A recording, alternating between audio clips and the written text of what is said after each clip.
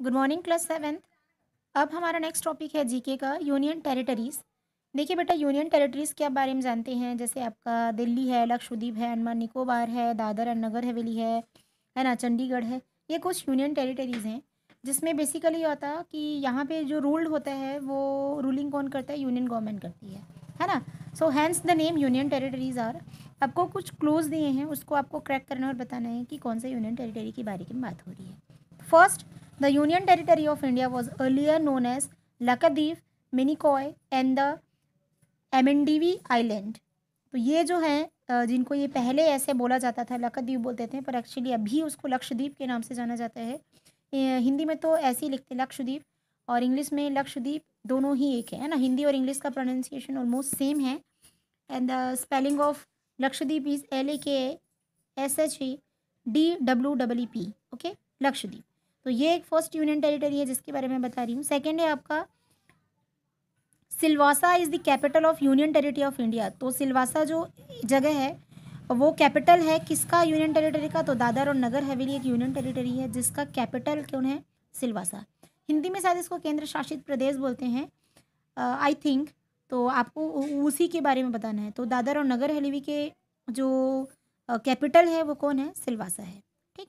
In which union territory has been given the status of national capital territory. तो national capital territory किसको बोलते हैं, दिल्ली को बोला जाता है। As we all know, national capital territory मतलब दिमाग में तुरंत ही स्विच करेगा कि दिल्ली ही है, दिल्ली के अलावा तो कुछ हो नहीं सकता, है ना। तो वी कैन से दिल्ली, और in English we can say Delhi. Okay, now eighth number, which union territory has open hand monuments which rotates like weathercock with the flow of wind। तो ये जो कौन सी यूनियन टेरिटरी है जो क्या करता है, ओपन हैंड मॉन्यूमेंट्स के जैसे रोटेट करता है। तो this union territory is what, nothing none other than Chandigarh, है ना। ये वो कुछ नहीं है, ये सिर्फ चंडीगढ़ है आपका, जो क्या हैंड मोमेंट्स मतलब मॉन्यूमेंट्स के जैसे रोटेट करता है ना, लाइक अ वेदर कॉक। आया समझ में। तो ये कौन से है, चंडीगढ़ है। ठीक है, थोड़ा सा हम लोग फास्ट चलेंगे, पेपर पास है इसलिए, है ना। याद करना थोड़ा आपको ज़्यादा पड़ेगा, और मैं पेज नंबर वगैरह स्पेसिफाई कर दूंगी कि कहाँ से आपको पेपर में देने वाली हूँ। ठीक, so don't worry about that. In the west, अगर हम थोड़ा वेस्ट साइड की बात करें, है ना, जैसे आपको पता है ईस्ट साइड इधर होता है, वेस्ट साइड इधर होता है, वो नॉर्थ ऊपर होता है, और साउथ जो है नीचे होता है। तो जब हम वेस्ट साइड की बात करें, जहाँ पे राजस्थान, गुजरात, गोवा, महाराष्ट्र, ये वाले जो एरिया आते हैं, तो उसको स्पेशलिटी है, उन सभी के बारे में बताया जा रहा है। जैसे फर्स्ट है, in which state of India would you be if you are visiting the Vasco de city. अगर आप वास्को डी गामा सिटी घूमने जाएं तो आप बताइए कौन सा स्टेट में रहेंगे, राजस्थान में रहेंगे कि गुजरात में रहेंगे या महाराष्ट्र में रहेंगे। सो ऑब्वियसली या गोवा में रहेंगे। तो we are in Goa if we are visiting Vasco da Gama city. Okay, ऐसे ही आपको बाकी जो, देख मैं पूरा इसलिए नहीं कराई हूँ क्योंकि बाकी मेहनत तो आपको खुद को करना है ना भाई, और आपको फिर कॉपी लेके आनी है, किसके लिए, चेक कराने के लिए। Okay, now in which city of western India did the Tata group start the countries first textile mill. तो टाटा ग्रुप ने जो पहला टेक्सटाइल मिल स्टार्ट किया था वो कहाँ था, नागपुर में था। नागपुर संतरा के लिए भी शायद फेमस है, बहुत फेमस, ऑरेंज, मतलब ऑरेंज बहुत ज़्यादा मिलता है शायद नागपुर में, है ना। Which city of Gujarat famous for diamond and the textile was previously known as Suryapur. तो गुजरात का एक सिटी है जो वहाँ पे डायमंड के लिए जो फेमस है बेसिकली, और टेक्सटाइल के लिए भी फेमस है वहाँ पे। तो ये है सूरत। सूरत तो बहुत ज़्यादा फेमस सिटी है गुजरात, अगर आप घूमने जाओ तो सूरत, मतलब सूरत तो जाना ही चाहिए, है ना। यहाँ पे बहुत अच्छी अच्छी इमारत भी है शायद, है ना, तो इसको ध्यान रखेंगे। अगर मैं 9th नंबर की बात करूँ,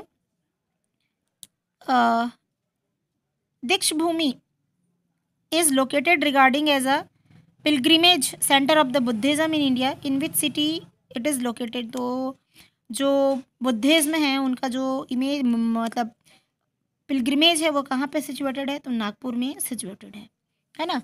ये आप कंप्लीट करते चलेंगे। साथ ही साथ नेचुरल वंडर्स, ये आपको खुद को करना है। नेचुरल वंडर्स क्या हैं,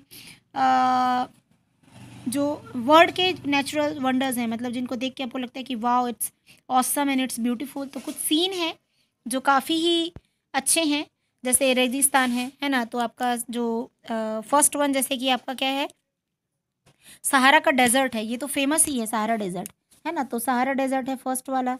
सेकेंड वाला क्या है आपका, हानलोंग बे ऐसा करके है, ये एक नदी है आई थिंक, तो ये फेमस है। ये पूरे वर्ल्ड की बात हो रही है ना, एक ही जगह या इंडिया की पर्टिकुलर बात नहीं हो रही है। जैसे यहाँ पे स्पेशल जैब्रास वगैरह दिख रहे हैं, देखो, है ना, अफ्रीका का है।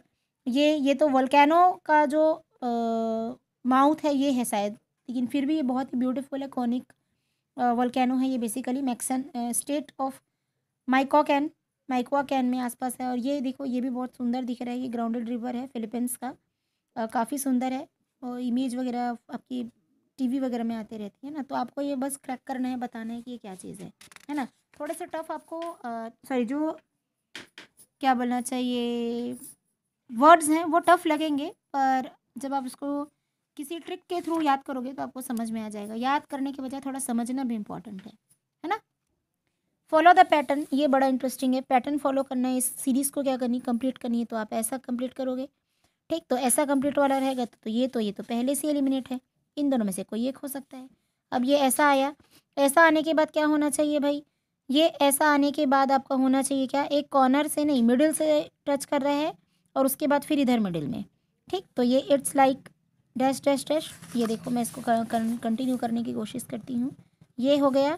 अब उसके बाद हमको जेड का फॉर्मेशन करना है, ठीक है। तो ये एक जेड का फॉर्मेशन ऐसे हुआ, एक जेड का फॉर्मेशन ऐसे हुआ, तो एक जेड का फॉर्मेशन कैसे होगा, ये और ये, तो ये आई थिंक ये जेड बनाएगा। तो ऐसा वाला डायग्राम कहाँ दिया है, ऐसा ऐसा ऐसा, तो ये फर्स्ट वन है इसका आंसर, ठीक। तो थोड़ा सा ट्रिक यूज़ करेंगे, थोड़ा दिमाग यूज़ करेंगे और बताएंगे कि क्या है ना, समझ आ रहा है कि नहीं। फिर इस पैटर्न को पूरा करो, देखो ये जैसे ये है, ये थोड़ा ऐसा आना चाहिए, है ना, ये आगे होना चाहिए, ये इधर होना चाहिए। तो ऐसा वाला प्लेटफॉर्म कौन प्रोवाइड करा रहे हैं। अब ये कटमट है, इधर देखो ये कटा है, ये कटा है, तो इधर भी एक कटा होगा, है ना। तो ऐसा वाला कौन सा डायग्राम है, तो ये ऐसा वाला बी प्रो डायग्राम है। तो ऐसे आपको पैटर्न को ऑब्जर्व करना है, इस जो इनकम्प्लीट फिगर है बेसिकली उसको कंप्लीट करना है, और आपको फिर बताना है कि इसमें से कौन सा आएगा, ठीक है। जैसे थर्ड वाले में ए आएगा, फोर्थ वाले में डी आएगा, फिफ्थ वाले में भी डी आएगा, ठीक। ये आपका काम है, आपको समझना है और बताना है कि कौन सा वाला आएगा, ठीक। वर्ड पार्लियामेंट, पार्लियामेंट की बात हो रही है, ठीक। इसको भी हम क्या करेंगे, नेक्स्ट क्लास में करेंगे। और ये आप कर सकते हो, ये आपका वर्क समझ जाओ, इसको आपको करना है। और फिर ये जो है इसको मैं आपको फ़ोटो क्लिक करके भेजूँगी टू फ्रीडम्स, ठीक है। थोड़ा जल्दी चलेंगे तो कॉपरेट करके चलिएगा, है ना, जी के है, बाकी तो कोई टेंशन ही नहीं है, चलिए।